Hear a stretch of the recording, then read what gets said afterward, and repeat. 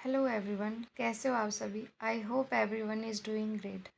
तो जो आज का हमारा टॉपिक रहेगा डिस्कशन का वो है nucleic acids purification of total cell DNA. इसमें हम बात करेंगे कैसे हम प्यूरिफाइड फॉर्म में डीएनए को एक्सट्रैक्ट करते हैं। ठीक है, टोटल सेल डीएनए को एक्सट्रैक्ट करते हैं, उसमें हम इसके स्टेप्स के बारे में जानेंगे। सबसे पहले बात करते हैं कि व्हाट आर न्यूक्लिक एसिड्स। जो हमने डिस्कशन करनी है उसमें हमें पता तो होना चाहिए कि न्यूक्लिक एसिड्स होते क्या है। देखिए, न्यूक्लिक एसिड्स आप हमारी बॉडी में प्रेजेंट बायोमोलिक्यूल्स होते हैं जो क्या करते हैं, हमारी जो जेनेटिक इन्फॉर्मेशन होती है उसको स्टोर करते हैं, ट्रांसफ़र करते हैं।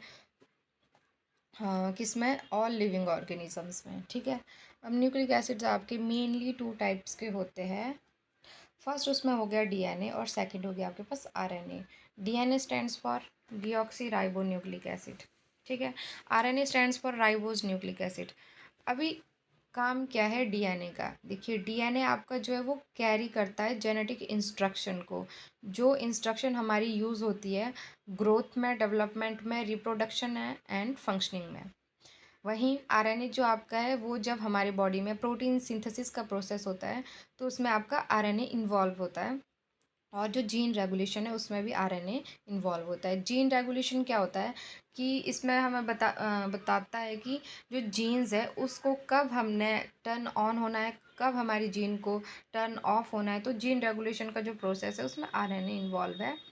तो जो आपके ये न्यूक्लिक एसिड्स है वो बने होते हैं आपके न्यूक्लियोटाइड से, विच कंसिस्ट ऑफ, न्यूक्लियोटाइड्स में क्या होता है, नाइट्रोजिनस बेसिस।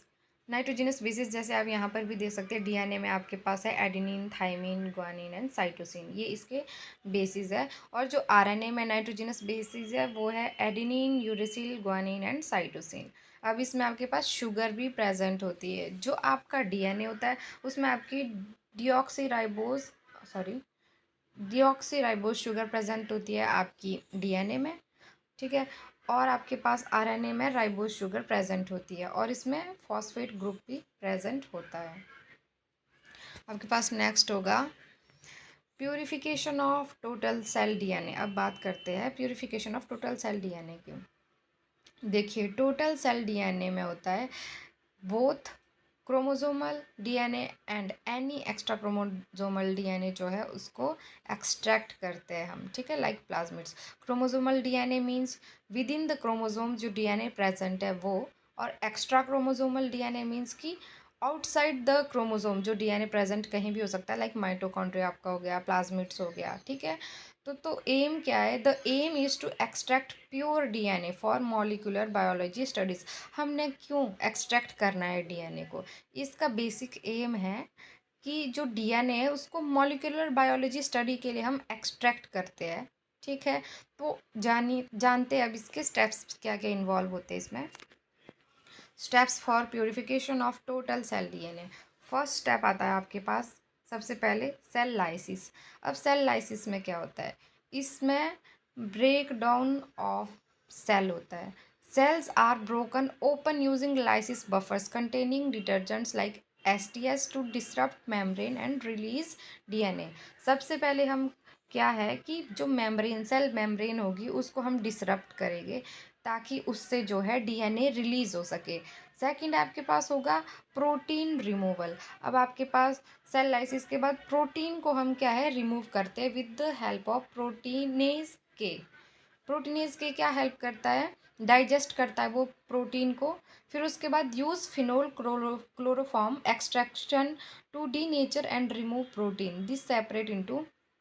हम क्या करते हैं, फिनोल क्लोरोफॉर्म एक्सट्रैक्शन मेथड की हेल्प से हम डी नेचर करते हैं एंड रिमूव करते हैं प्रोटीन को। This separates aqueous phase. Aqueous phase में आपका डीएनए आरएनए आ जाता है, इंटरफेज में आपका प्रोटीन आ जाता है, और ऑर्गेनिक फेज में आपके पास लिक्विड आ जाता है, सॉरी लिपिड आ जाता है, लिपिड्स आ जाता है। ओके, तो क्या है, प्रोटीन रिमूव होता है इसमें। थर्ड स्टेप में आपके पास आता है आरएनए रिमूवल। अभी हमने प्रोटीन रिमूव कर दिया है, अब उसके बाद आता है आरएनए रिमूवल। हम add RNase to degrade RNA leaving behind only DNA. RNase क्या होते हैं, आरएनएज जो एंजाइम्स होते हैं जो क्या करते हैं, डिग्रेड करते हैं आपके, रिमूव करते हैं आपके आरएनए को, और सिर्फ आपके पास डीएनए बच जाता है। उसके बाद फोर्थ स्टेप में आपके पास आता है डीएनए प्रेसिपिटेशन।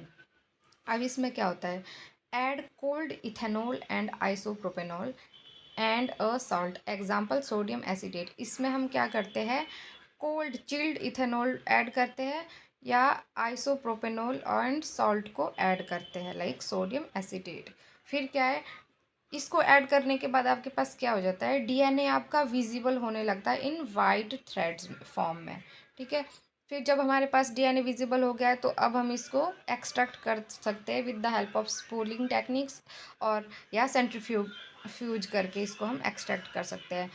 लास्ट स्टेप में आपके पास क्या होगा, वॉशिंग एंड रिसस्पेंशन। अब क्या है, wash the pellet with 70% ethanol. अब हम पैलेट को 70% इथेनॉल से वॉश करेंगे, फिर उसको हम एयर ड्राई करेंगे एंड डिज़ोल्व करेंगे डीएनए को टीई बफर में या डिस्टिल्ड वाटर में। तो ये स्टेप्स है आपके प्यूरिफिकेशन के लिए, एक्सट्रैक्शन के लिए टोटल सेल डीएनए की।